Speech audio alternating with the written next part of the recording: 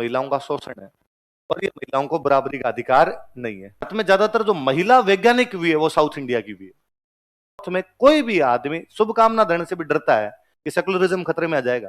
North India में जैसे ही कोई आदमी पढ़ता लिखता है अपनी परंपरा से दूर होता है।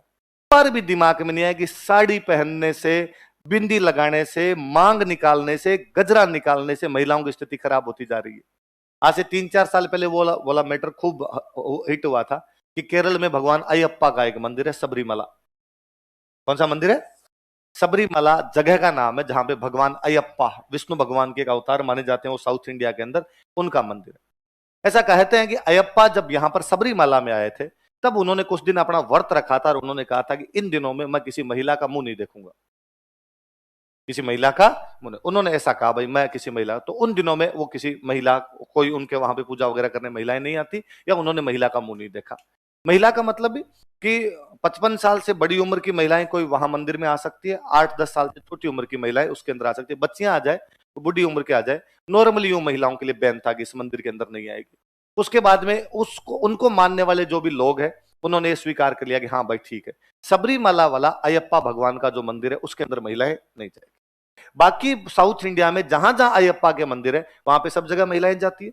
बस एक स्पेसिफिक मंदिर सबरीमला है जहां पर महिलाएं नहीं जाती। 2 महिलाएं आई अपने भारत में और उन 2 महिलाओं ने कहा कि भारत में एक संविधान का राज है, संविधान के अनुसार रहना चाहिए। तो भूंगड़ों पढ़ो तो सही उसको, महिलाओं का शोषण है और ये महिलाओं को बराबरी का अधिकार नहीं है। महिलाओं को तब तक बराबरी का अधिकार नहीं मिलेगा जब तक महिलाएं कौन से मंदिर में नहीं जाएगी? सबरीमला। इसलिए हम सबरीमला में जाएंगे। उन्होंने जिद की तो वहां के जो लोकल लोग थे उन्होंने विरोध किया। लोकल लोगों ने कहा नहीं, जब बैन है हमारे यहाँ पर कि महिलाएं नहीं आ सकती, नहीं आ सकती, नहीं घुसने देंगे हम। और उनको मानने वाले जो बाकी लोग थे, उनकी जो महिलाएं थी वो सब मंदिर के बाहर आके खड़ी हुई, उन्होंने कहा नहीं आने देंगे। वो दोनों महिलाएं चली गई सुप्रीम कोर्ट और उन सुप्रीम कोर्ट को जाकर महिलाओं को बराबरी का अधिकार दिलवाओ। संविधान का संरक्षक सुप्रीम कोर्ट है और संविधान कहता है कि सब लोगों को बराबरी का अधिकार है, तो सबरीमला के अंदर महिलाएं क्यों नहीं घुसे? सुप्रीम कोर्ट अपने और अलग ही लेवल पे खेलता रहता है। और सुप्रीम कोर्ट ने कहा कि हाँ, इनको अंदर जाने के अधिकार दिए जाएं। तो पुलिस ने कहा अंदर लेके कैसे जाए? जब अंदर लेके जाएंगे तो वहां जनता खड़ी है दूसरी, और फालतू में लाठी बाटा जंग होगी इनके बीच में। और विश्वास अपने आप कहता है कि किसी दूसरे लोगों को भी नुकसान है, नहीं पहुंचना चाहिए। सुप्रीम कोर्ट ने कहा हमें नहीं पता, ये दोनों जानी चाहिए। और उन्होंने भी कहा कि भाई जब तक अंदर नहीं जाएंगे तब तक भारतीय महिलाएं तो दबी हुई है, जैसे हम अंदर घुसेगी महिलाओं का स्तर ऊंचा है। तो क्या ये कर्तव्य नहीं बनता सुप्रीम कोर्ट का कि महिलाओं के स्टैंडर्ड को सुधारा जाए? इसलिए पुलिस उनको रात को 2:30 बजे के आसपास एक दिन लेके गई कि भाई चले लो अंदर। अंदर लेके गई, अंदर ले जाके फटाफट लेके आ गए। तो दोनों उस मंदिर के अंदर घुस गई। तो उस दिन के बाद से भारत में महिलाओं की स्थिति अच्छी हो गई। भाई महिलाएं इसीलिए स्थिति में बुरी थी क्योंकि उन्हें कौन से मंदिर में नहीं घुसने दिया जा रहा था? सबरीमला। मैं कहता हूं साउथ में से खूब सारे मंदिर है जिनमें पुरुषों को नहीं घुसने दिया जाता। हिमाचल प्रदेश में से मंदिर मिल जाएंगे जिनमें केवल महिलाएं जा सकती है, जहां पर पुरुष नहीं जा सकते। पर भारत में कई लोगों को तर्क नहीं करने होते, कुतर्क करने होते हैं।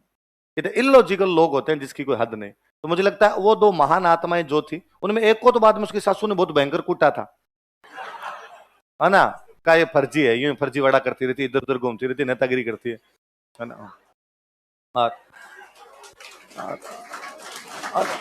अरे हमें क्या पता किस बात में मजे आते हैं। तो मुझे लगता है उन महिलाओं को यदि पता चल जाए कि आशापुरा माता के मंदिर में महिलाओं से क्या करवाया जाता है, घूंघट, तो वो तो आंदोलन कर दे। और साहब महिलाएं तो और दब रही है, और आज भी देख लो उनसे क्या करवाया जा रहा है, घूंघट। वो तो माता जी के खिलाफ फतवा जारी कर जाए यहाँ पे आके। आशापुरा माता वाला वो केस वैसा ही है। तो वो सबरीमला वाला, अयप्पा वाला मैं जब भी देखता हूं तब मुझे लगता है कि आने वाले टाइम में तो मैं कहूंगा कि लोग मंदिरों में जाएंगे नहीं, है ना? मंदिर निजी विश्वास का विषय बन जाएगा। जिस किसी कभी जी में आएगी तो कभी चला जाएगा, जी में नहीं आएगी तो नहीं जाएगा। आज अपने इतने लोग बैठे हैं तो मुझे लगता है अपने में से 10% लोग ही होंगे जो यूं स्पेशल डे उनका फिक्स किया हुआ, इस दिन तो हम जाएंगे ही जाएंगे। मैं कतई नास्तिक नहीं हूं, मैं आस्तिक आदमी हूं, पूरा भगवान में सब में विश्वास है बहुत ढंग से। पर मेरे ऐसे कभी दिमाग में नहीं आता कि मुझे मंदिर जाना ही है। हाँ ठीक है, मंदिर के आगे से जब मैं निकल रहा हूं मैं गाड़ी का हॉर्न बजा देता हूं ताकि भाई एंट्री लिख ली जाए। तो मैं कई बार बातें सोचता हूँ कि यार राजवीर, तूने अभी हॉर्न बजा के और यहाँ पे एंट्री दर्ज करवाई, इसका मतलब है भगवान बाहर खड़े हैं डायरी लेके, और भगवान ने कहा अच्छा राजवीर यस आज का तो आज की हाजिरी लग गई है अपने। पर कभी कभी यूं बैठे होते हैं रूम में, तो दिमाग में भी आता है कि अब आसपास में जो भी मंदिर यार जाए। मेरे पहले खूब यूं हॉबी थी मोती डूंगरी गणेश जी जाना, और वहां पे घंटे घंटे तक बैठे रहना, और वहां गणेश जी के 1000 पर्यायवाची लिखे हुए हैं। मैं याद करता था कि कितने पर्यायवाची याद कर जाऊंगा, आज 50 याद कर लिए, कल आगे बड़े 50 और याद करूंगा। 1008 नाम है गणेश जी महाराज के, दीवारों पर चारों तरफ गणेश, गजानन, ऐसे जो भी नाम है, शिव नंदन, पार्वती नंदन, वो नाम लिखे हैं। तो वो बेटा बेटा याद करता रहता। ऐसा नहीं कि मेरे यूं को आस्था फूटती हो कि गणेश जी के पास जाना ही पड़ेगा, यूं अच्छा लगता तो जाते। देश नो करनी माता वाले में खूब ही गए हुए। तो धीरे धीरे ये बातें सब लोगों के आ जाएगी। आप लोगों के भी ऐसी चीजें हैं कि निजी विश्वास है, कभी जाना होगा तो चले जाएंगे, नहीं जाना होगा तो नहीं जाएंगे, तो चीजें अपने आप ही कम हो जाएगी। कई बार चीजों को खींच के लाने से चीजें टूटती है। आपको लगता है, मैं कहता हूं आने वाले टाइम में क्या पता सबरीमाला में महिलाएं जाने लग जाए, या हो सकता है पुरुष ही जाने बंद हो जाए। मंदिर वैसे भी धीरे धीरे कम होते चले जाएंगे, पर आपको जिद क्यों करनी है? और क्या उस जिद से किसी को भी फायदा हो सकता है? क्या उन दो महिलाओं के सबरीमाला के अंदर घुसने से और महिलाओं की स्थिति सुधर जाएगी? क्या महिलाओं को वाकई अयप्पा भगवान से या महिलाओं की स्थिति में वास्तव में ये विश्वास है, तो सबरीमाला के अलावा बाकी जितने मंदिर है सब में महिलाएं जा सकती है, उनमें चली जाओ। वरना इसमें जाएंगे हम, इसमें जाने से महिलाओं की स्थिति में सुधार लेके आएंगे। कुतर्क है ये सारे। क्या है? कुतर्क। ऐसे लोगों से बचा ही जाना चाहिए। और सबसे बड़ी बात, उन दोनों महिलाओं का अयप्पा से कोई लेना देना नहीं। अयप्पा को मानने वाली सारी महिलाएं तो बेचारी वहां पे मानव श्रृंखला बना के खड़ी थी, और वो कह रही थी अरे मत जाओ, हम मानती है अयप्पा को, हमारे घर में अयप्पा का मंदिर, उसमें हम जाती हैं, हम पूजा करती हैं। पास में गांव वाले में अयप्पा का मंदिर, उसमें जाती है। बस एक ये है जिसमें नहीं जाती।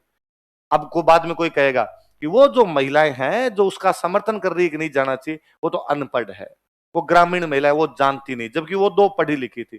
तो केरला में तो सारे ही पढ़े लिखे हैं। केरला की तो साक्षरता ही 100% बाहर निकलने वाली है।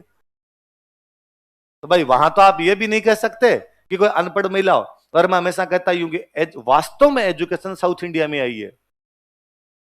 वास्तव में एजुकेशन वो आई कहां पर है?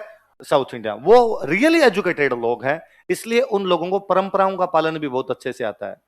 नॉर्थ इंडिया गोबर पट्टी है इस मामले में, और नॉर्थ इंडिया के लोगों को लगता है कि एजुकेशन का मतलब है परंपराओं को तोड़ना। मुझे बड़ा ही वो जोरदार अनुभव रहता है कि यार भारत में ज्यादातर जो महिला वैज्ञानिक हुई है वो साउथ इंडिया की हुई है। महिलाएं और वैज्ञानिक भी ज्यादातर कौन कहां की भी है? साउथ। पुरुष आपको नॉर्थ के भी मिल जाएंगे, पर पुरुष भी साउथ के ज्यादा मिलेंगे आपको वैज्ञानिकों में भी, पर महिलाएं वैज्ञानिक ज्यादा हुई।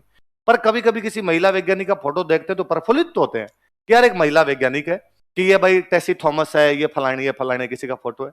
इतना बड़ा तो लगा रखी है बिंदी, पूरी भर रखी है मांग, पीछे बालों में लगा रखा है गजरा, पूरी पहन रखी है कांजीवरम की साड़ी। टिपिकल परंपरा है, वो वैज्ञानिक है। उसके एक बार भी दिमाग में नहीं आया कि साड़ी पहनने से, बिंदी लगाने से, मांग निकालने से, गजरा निकालने से महिलाओं की स्थिति खराब होती जा रही है। और ये जितनी फेमिनिस्ट गैंग वाली महिलाएं हैं ये सारी ये बात कहेगी, ये जो परिधान है ये महिलाओं को बांध के रखने का एक तरीका है। साड़ी में महिला दौड़ भी नहीं सकती, तो कहां दौड़ना है महिला को? इस प्रकार के कपड़े किसी महिला को क्यों पहनाए जाएं जो महिला को, अरे किसने रोका कोई किसी भी प्रकार के कपड़े पहने? पर इसका मतलब यदि कोई साड़ी पहने तो तुम उस पर सवालिया निशान कैसे लगा सकते हो? तुम मत पहनो, तुम्हारे को अच्छे नहीं लगते। तो मुझे लगता है वो यार रियली एजुकेटेड लोग हैं, वहां वो एकदम पढ़ी लिखी मिला। अपने ठीक उल्टा है, नॉर्थ इंडिया में जैसे ही कोई आदमी पढ़ता लिखता है अपनी परंपरा से दूर होता है। अपने आप में पढ़ाई का मतलब ये परंपरागत कपड़ों का त्याग, वो वाले छोड़ेंगे, अब हम एकदम अंग्रेज बनेंगे, हम सारे के सारे वो कपड़े पहनेंगे। तो अपने लड़कियां हो भले लड़के हो, सबसे पहले अपने परंपरागत वेशभूषा छोड़ के दूसरी तरफ डाइवर्ट होंगे, उधर जाएंगे। साउथ इंडिया में ये देखने को नहीं मिलेगा आपको। साउथ इंडिया में जितने पढ़े लिखे, अब आजकल ये फोटो आने लग गए इनके टॉलीवुड वालों के, है वो कौन, ये RRR वाला रामचरण तेजान है, काले कपड़े पहने हुए, नीचे एकदम नंगे पैर, गले में रुद्राक्ष की माला डाली हुई, उस पर तिलक लगाया हुआ। क्या हुआ कि अब 21 दिनों तक नंगे पैर रहूंगा? क्यों? अयप्पा की पूजा में नंगे पैर रह जाता है। वो एक दूसरा NTR जूनियर, उसका अभी हनुमान जयंती पर वापस उड़ा, मोटा सा तिलक लगाया हुआ और ढंग से हनुमान जी की पूजा करते हैं। अब मैं अगले 21 दिनों तक हनुमान जी की पूजा करूंगा। वेंकटेश प्रसाद साउथ इंडिया का बॉलर था, मैं ट्विटर पर देख रहा था, हनुमान जयंती की सबको शुभकामनाएं। मैं कहता हूं ये कहिए नॉर्थ में कोई भी आदमी शुभकामना देने से भी डरता है कि सेकुलरिज्म खतरे में आ जाएगा।